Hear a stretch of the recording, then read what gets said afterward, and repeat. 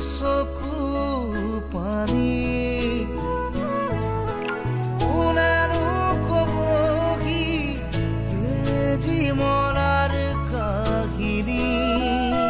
মোৰ ভোক লগা নাই মা তুমি আহি খুৱাই দিয়া না তোমাক নোপোৱাৰ যাতনা